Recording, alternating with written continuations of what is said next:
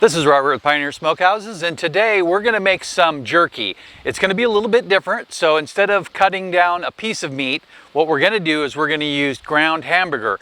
So a lot of people use the jerky guns, but some of the suggestions that I got in some of the groups that I belong to were talking a lot about making a meat loaf almost, and then cutting the jerky out of it. So I gave it a try and it actually worked out really well. So first thing we're gonna do is, because somebody asked me about lighting, and I know that I show people a lot about this, but I'm gonna go ahead and do it again. So first thing is that I want you to see the pictures of how I did this. And right here we have the basket. And this is the Masterbuilt 40-inch digital vertical charcoal smoker. And if you look at this picture of the basket, you'll see that I placed some blocks of wood, but I deliberately placed them on opposite sides of the tray and with spacing between them enough to fit a roll of charcoal. Then I filled the basket up, and when I put the first few pieces in there, I like to arrange them sideways so that way I know it's going to get good airflow. After that, the charcoal's just going to burn right through anyway. Next, I took the charcoal lighter, the chimney, and I took it over to the barbecue and I put it on the burner, and I'll show you a picture here. I threw in a few match lights in the bottom, and then I threw some regular charcoal on top of that. Not too many. To get them really good lit, the most you need is 12, maybe 10 is okay. And when I loaded the basket, I left a little space for them right here. So then what we're gonna do is I'm gonna grab that charcoal lighter, it's sitting over here.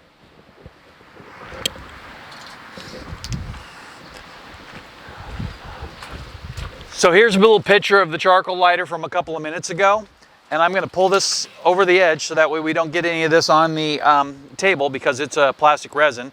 And then I'm just going to take this and I'm going to dump it into this hole real nice and slow. If you're not comfortable doing this, then don't do it. Just use 2 of the charcoal lighters in the side and it'll light up automatically. So then I get that down in there like that, and these are going good. I'm going to set this to the side. So this side will get hot in a minute or two, so we just want to avoid it. I'm going to go ahead and take a picture real quick, and then you can see. So if you look here, I dumped all of those charcoals right there in the corner, right where it starts. Now, you can put lighters in there, and that's how it's made. It's got a little spot for them. But this way, I get it in there and they're going, and I don't have to use a lighter. And if you use a little more charcoal than that, it'll actually start a little bit faster.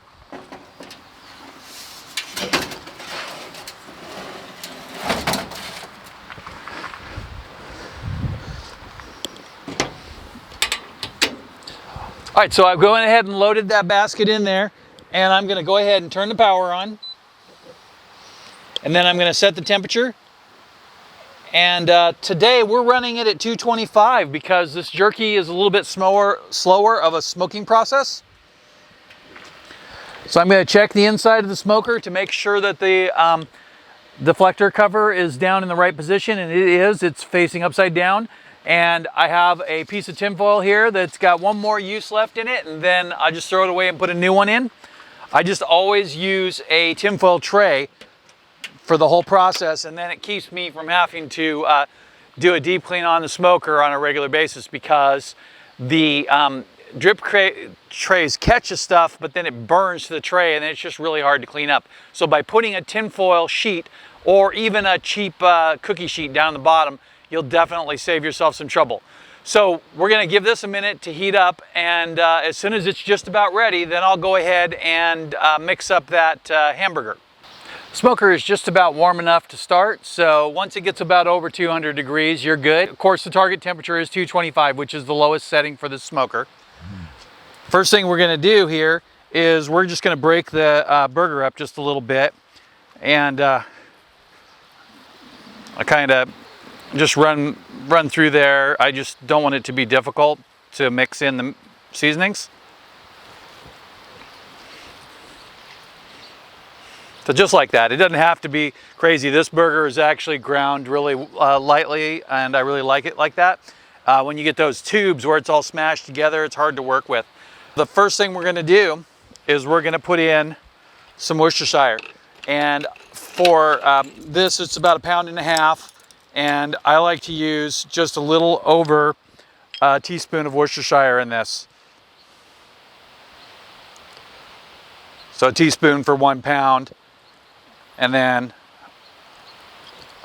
a half for the other ½ pound. Then what we're going to do is we're going to add our seasoning. So traditionally, I make my own 3-2-1-1, which is 3 parts pepper, 2 garlic, 1 kosher salt, and 1 smoked paprika. So I didn't have to open that container like that, but I just did. It's just kind of easy, like if you want to stick the scoop in. So that's just a little under 1, and then I'm not going to dump it in. I'm going to sprinkle it around because burger is really hard to get your seasonings mixed.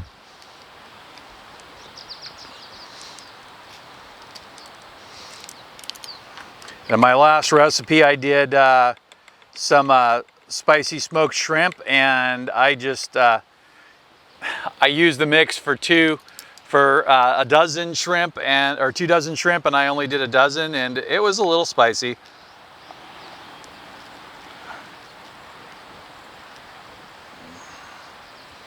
So since this is a jerky, we're going to be hitting it a little bit heavier than we would a normal item, and with the beef, it's going to hold up well. So this is a Cajun Creole blend from Spice Hunter, and I really like this stuff. I like most Spice Hunter products, and there's no salt in this one, which makes it really good to add to just about anything, and then you can dial in the salt. So I put in 2 tablespoons of my 3-2-1-1, and I'm going to put in 1 tablespoon of this, and it'll give it that nice Cajun spice to it, but there's not a lot of heat with this one. So if you want heat, you'll have to add that on top. And again, I'm trying to mix this in really evenly. Now, the last thing, which is kind of my secret tip here, is some cornstarch. So I'm going to put in 1 tablespoon of cornstarch. The tablespoon's wet, so I'm going to use the ½ tablespoon. But what I'm going to do is I'm going to sprinkle it in there, just like I was talking about with the other stuff. The more I sprinkle it in, the better it'll work. So I didn't mention that this is low-fat hamburger. So this is 93.7, and I like to use low-fat hamburger. If you use fat, you will need less binder, and since like in a meatloaf you would use something like egg with breadcrumbs, this will cause a binding effect for the less fat meat. And so just kind of work it in there a little bit and then start mixing it real good. So here's the thing, when you do meatloaf, you really want to make sure that you don't over mix it, because it'll make your meatloaf tough. And I mean, you know, that's not really the experience you're going for with meatloaf. But with the jerky, because it's going to be such small pieces, we actually want to mix it thoroughly, and that'll give us a better mix and make our meat a little bit firmer, which will help us out. So I'm going to keep working this in for a minute. And see, if it were meatloaf, I would be done just like that, and I'll just show you, it would have come together enough for me to put it together. But because it's not meatloaf, I want to mix it more, and I also want to be double sure that the spices are well mixed. We're going to take a break for a second, and we'll be right back. All right, I got it mixed the way I want it, and it feels good. So it's not all mushy or anything weird like you would have like with a meatloaf. There's no egg in it. There's not a lot of liquid. So now what I'm going to do is I'm going to set it out here, and I'm going to make it into a kind of a flat loaf.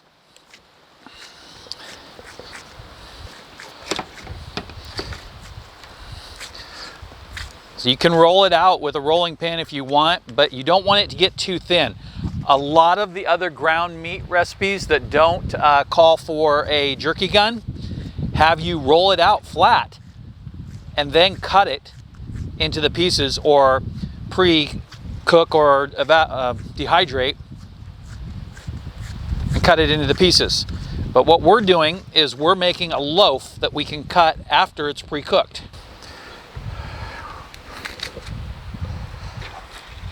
All right, so let me bring that up here and you can get a little bit closer look, and you can see that it's about as thick as 2 slices of bread, and looks like about 4 slices of bread worth of meat. So then what we're going to do is we're just going to go ahead and put this in there on the normal cooking shelf. So my normal cooking shelf is right in here, and this is a sill pat. So first thing I'm going to do is the sill pats don't slide as easily as the grill mats. So I'm going to pull this all the way out just like if I were in the oven, and then I'm going to set it right in there, right in the middle.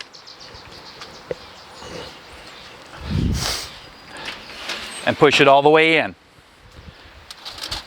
Now I do want to move this forward just a little bit because the oil is going to run off towards the front there. All right, so it started back up again. Now I want to add a little bit more smoke flavor to this.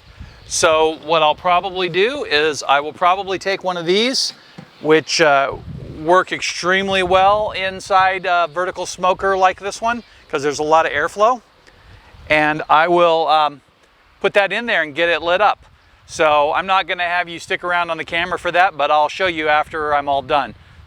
It's been 1 hour and here we are ready to turn this out, and I'll go ahead and pull it out and show you. So first thing I'm going to do is get the cookie sheet out, and we're going to put it in the cookie sheet this time. I went ahead and put the smoke tube in to add a little extra smoke.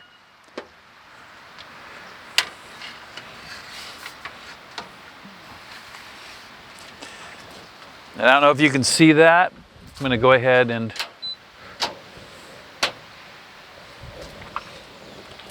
bring that up here, and you can see around the edges we've got a lot of color there. It's a nice red color from smoking. So it's on the sill pat, and I'm going to put the grill mat on top. So see if we can move it like this. And I just don't want to take a chance of dropping it, so I'm going to reach in real close and flip it over just like that. And now we've got rid of the sill pat, and I'm just going to set it off to the side over here for a minute. Now the whole thing is on the grill mat, and then we're just going to put it back in there.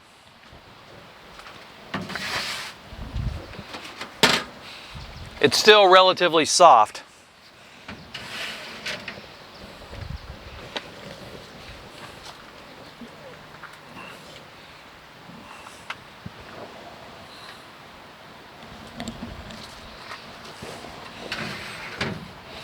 Got a lot of nice smoke flowing through that.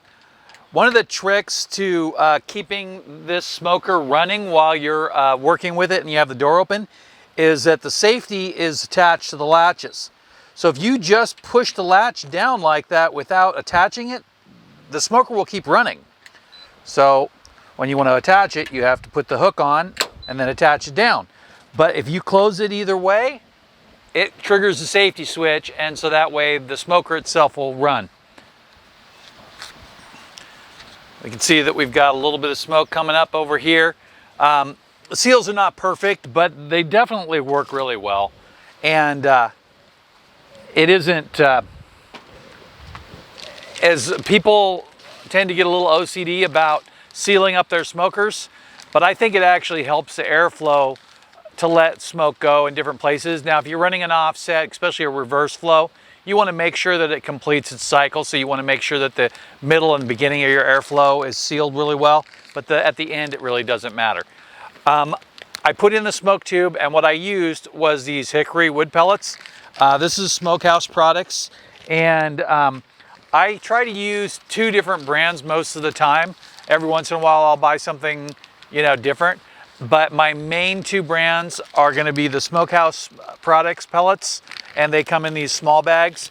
And you know, if I want to put a little bit in the Traeger, that's fine. But my other brand is the Delight brand, and I'll show you that one real quick here. And I really like their pecan.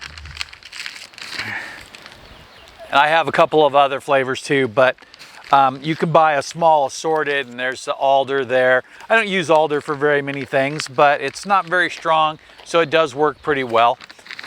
Anyway, we are going along here, and we're gonna let this just roll for another 2 hours. What we're trying to do is we're trying to cook it completely through so that way we can slice it. We're gonna take a break now, and in 2 hours, we'll pull that out, let it rest for a minute so we can make sure that it firms up, and then we'll slice it up and spread it out and smoke it some more. We are back, and we're just over 3 hours into the cook. So the meat is completely done. And now what we want to do is we want to slice it up.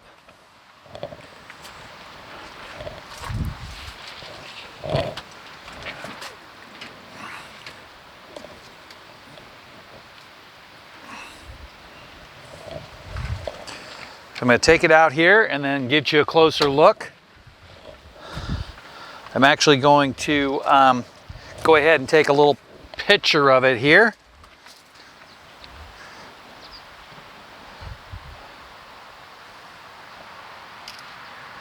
Lighting's a little weird today because we've got bright sun behind us and it's kind of dim in here, so see if that helps at all. Probably not. I'm going to take this off of the grill mat. Set that here for a moment. And then I'm going to bring it up here. See if you can see it there. And I'll go ahead and pop that picture up here too. So what we're going to do is we're just going to take this long knife and we're going to cut across it like this into strips. So first thing I'm going to do is I'm going to go ahead and flip it over just to see if we can get any of the oil to drain off.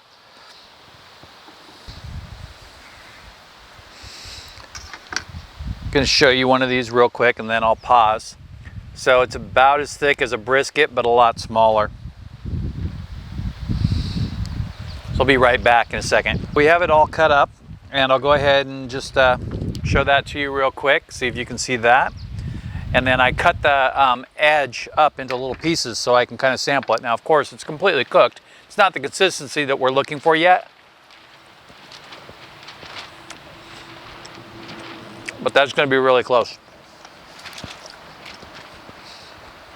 So I'm just going to set this aside, and I'm going to take the grill mat that we just used and put it on top. That's yummy. I'm just going to put that grill mat right on top of the cookie sheet, and I'm going to start laying this out. I wouldn't be too scared if the edges touch a little bit, because we've got those edges smoked really well. This is a spot to where if you wanted to add a little bit of pepper flakes, you could spray lightly with a little bit of olive oil and then sprinkle the pepper flakes on. The olive oil will give it something to hold on to, just like a binder. I'll show that to you real quick, and then back in the smoker she goes.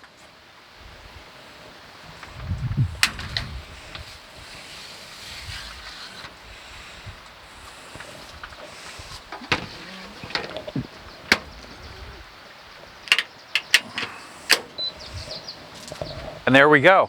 So I will check on this in an hour, but we're probably closer to about an hour and a half. That should dry it out the rest of the way, and then it'll give it that jerky consistency that we're really looking for. And the taste is all there.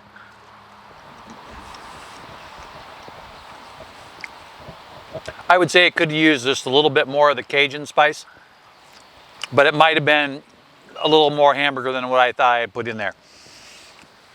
I'm just going to eat this and turn the camera off. I'll see you in a few seconds. For me, it'll be an hour and a half. And we have completed our process for the day. So let's grab these out and take a look at them. Now don't be surprised because I added my dinner in here, so we're not gonna, you know, be where we were. I moved them to the top and put my dinner in underneath. Gonna do some smoked sandwich burgers. And here we go. Ooh, that looks good. I'm gonna go ahead and close this and kick this up a notch.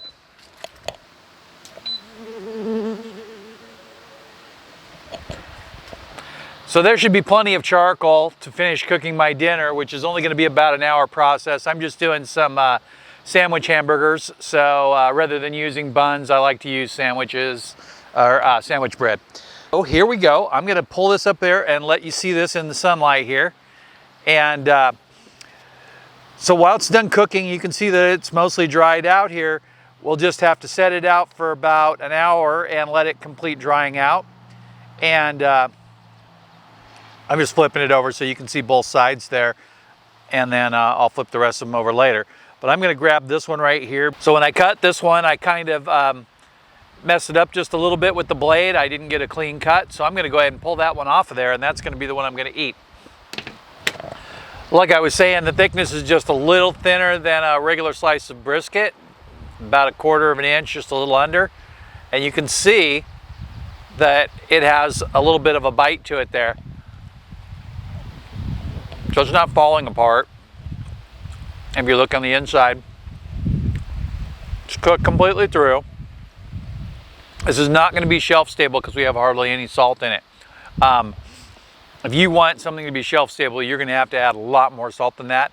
And my personal feeling is that I really just don't care for that much salt. And that's a me thing. I will refrigerate this and I won't think twice about it. We're going to dry it out for about an hour, then we're going to pop it in a Ziploc bag and throw it in the refrigerator. The best thing about this is that you don't have to invest in a jerky gun.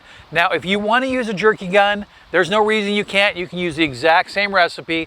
I would lay it out on either a Silpat or a piece of parchment paper, put it in the smoker and smoke it until it firms up.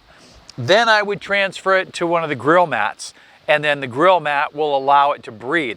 Now, a lot of the jerky making equipment has drying racks, which are similar to the grill mats, and they put it on there and let it dry first beforehand, and then they smoke it.